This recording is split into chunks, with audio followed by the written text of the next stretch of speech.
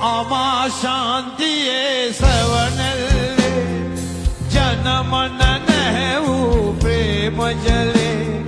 මර සටනින් අපරාධිත වූ සුරනර පුදලබ පූජිතයේ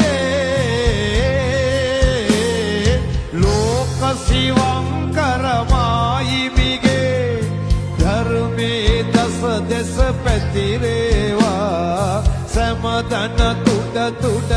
රැව් දේවා බුද්ධං සරණං ගච්ඡාමි